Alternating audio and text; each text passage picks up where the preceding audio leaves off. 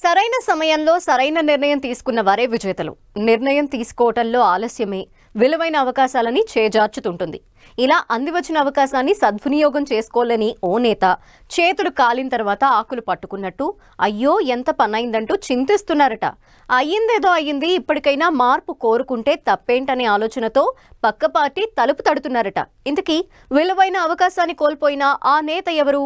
ఏంటా స్టోరీ?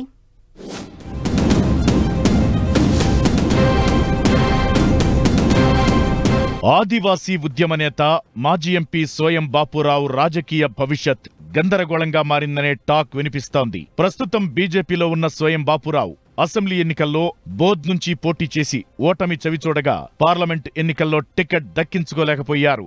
రాష్ట్రంలో sitting ఎంపీలందరికీ టికెట్లిచ్చిన BJP అధిష్టానం సోయం బాపురావును మాత్రం పక్కన పెట్టడం అప్పట్లో విస్తృత చర్చకు దారితీసింది. అయితే కేంద్రంలో నామినేటెడ్ పదవి ఇస్తామనే హామీతో పార్టీ అభ్యర్థి నగేష్ విజయానికి పనిచేశారు బాపురావు. అయితే అధికారంలోకొచ్చాక పార్టీ తనను పట్టించుకోవడం లేదని ఇప్పుడు అసంతృప్తితో రగిలిపోతున్నారట మాజీ ఎంపీ సోయం బాపురావు.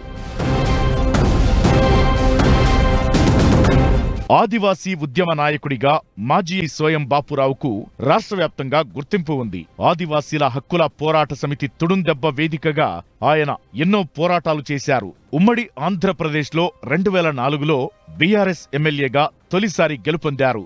ఆ తరువాత 2014లో టీడీపీ, 2018లో కాంగ్రెస్ నుంచి ఎమ్మెల్యేగా పోటీ చేసి ఓటమి చవిచూశారు. ఆ తరువాత బాపురావు రాజకీయ భవిష్యత్కి ఫుల్ స్టాప్ పడుతుందనుకునే సమయంలో 2019 పార్లమెంట్ ఎన్నికల్లో బీజేపీ అభ్యర్థిగా పోటీ చేసి సంచలన విజయం సాధించారు. 2004, 2019 మధ్య 4 పార్టీలు మారిన బాపురావు ఇప్పుడు మరోసారి పార్టీ మారాలనే ప్రయత్నాలు చేయడం చర్చనీయాంశంగా మారింది. 2019 వరకు ఉమ్మడి జిల్లాలో బీజేపీకి పెద్దగా బలం లేకపోయినా బాపురావు గెలుపు తరువాత కమలం పార్టీకి గట్టి పునాదులు వేశారు. స్థానిక సంస్థల ఎన్నికల్లో జడ్పీటీసీ, ఎంపీటీసీ స్థానాలను పెద్ద ఎత్తున కైవసం చేసుకున్నారు. గత అసెంబ్లీ ఎన్నికల నాటికి జిల్లాలో బీజేపీని బలమైన శక్తిగా తయారు చేశారు. ఉమ్మడి జిల్లాలో బీజేపీ పటిష్టతకు ఇంతలా శ్రమించిన తమ నేతను అధిష్టానం గుర్తించలేదని, తగిన గుర్తింపు ఇవ్వడం లేదని బాపురావు అనుచరులు వాపోతున్నారు.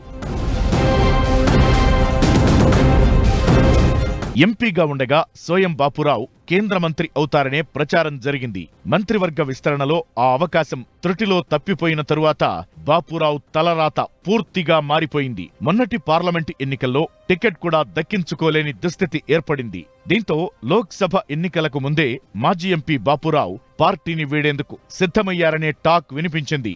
అయితే బీజేపీ జాతీయ నాయకత్వం రంగంలోకి దిగి బుజ్జగించడంతో ఆయన వెనకడుగు వేశారు. అయితే గత కొంతకాలంగా పార్టీ కార్యక్రమాలకు దూరంగానే ఉంటూ వస్తున్న సోయం ఇప్పుడు పక్కచూపులు చూస్తున్నట్లు ప్రచారం జరుగుతోంది.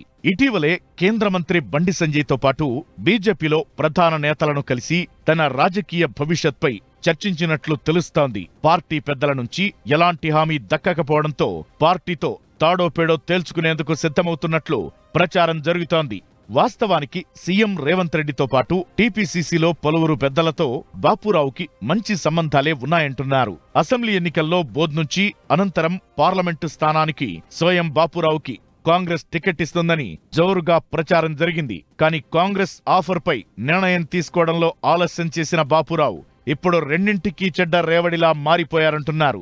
సరైన సమయంలో సరైన నిర్ణయం తీసుకోకపోవడమే మాజీ ఎంపీ రాజకీయ భవిష్యత్పై నీలినీడలు కమ్ముకునేలా చేశాయంటున్నారు.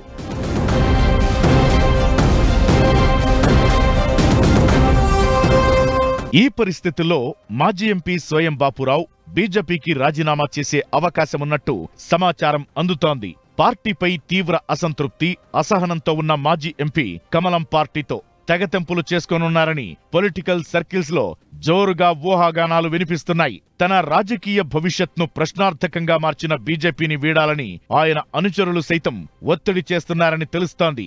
దీంతో త్వరలోనే మాజీ ఎంపీ పార్టీ మార్పు ఉంటుందని చెబుతున్నారు.